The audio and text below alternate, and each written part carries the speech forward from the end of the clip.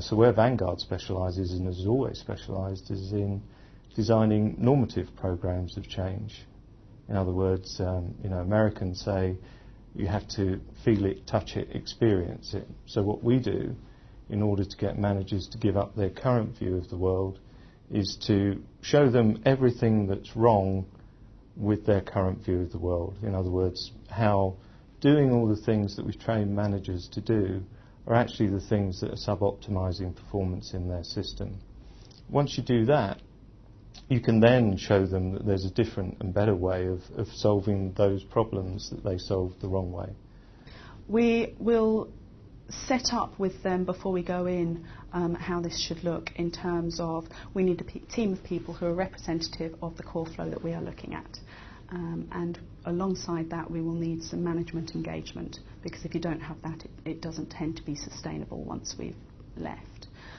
The idea is that we are transferring knowledge, we are enabling them and equipping them to do this for themselves, which is one of the things that I like most about this, is we're not going in, doing it ourselves, telling them what to change and then leaving them with it. We're actually equipping them to do this for themselves.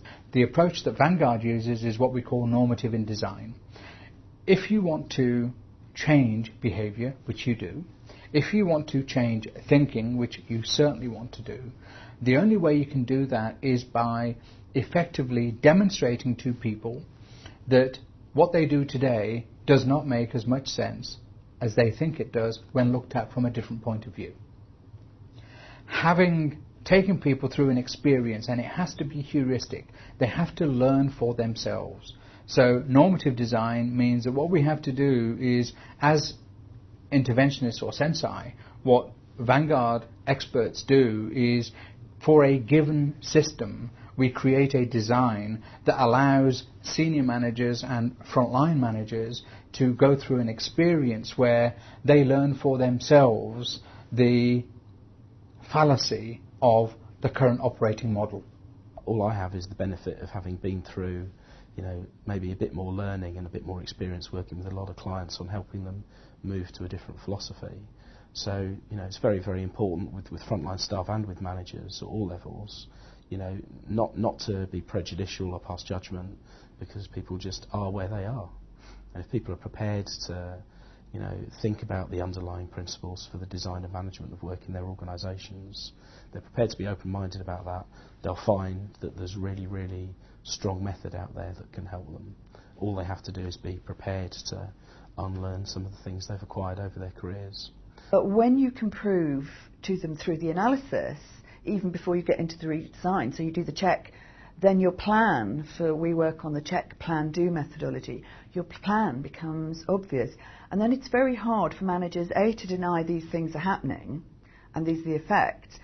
And of course, when you offer them and they see through that if we change these things, we get results, it helps them to buy into it. But of course, along with that are other parts of the methodology, like giving them a normative experience.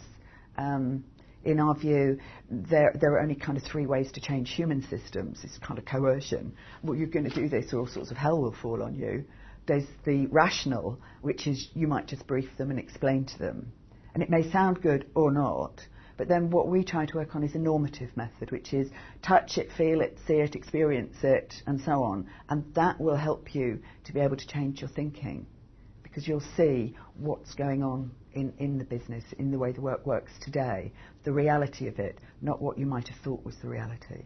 A lot of the work is actually helping them understand that they actually have much more control than the illusory control they have in their existing systems. Getting the data out of their management information systems gives them no control at all, but it feels good. A lady called Rosemary Stewart years ago gave me a very good analogy, which I stole and have used ever since. She said what you need is a framework, not a cage. The current systems are about control cages. What we do is we give people a framework around clarity of purpose and working around a set of really good principles supported by good data about what matters. When you put all those three together, it's incredibly unifying, and it gives you tons of control, because the people know that good work means it's purposeful, it's true to the principles, and the data shows that what I did made a difference in the right direction. You can't escape that control. It's very compelling, but it's very liberating. That's very powerful stuff. Unless you understand that you cannot force anybody to do anything, that if you want them to change, they have to make change on the basis of an informed choice. Now, if their informed choice is, don't want to do it, fine. They may well come back to it at a later stage, and in fact, my experience has been that people have that debate with you and go away and then try things a different way, and then come back to you and say, okay, John, I'm ready now to have a look at this. I've tried these other routes. Now, yes, I think we should perhaps give this a go. And that's what they do, and that's been successful.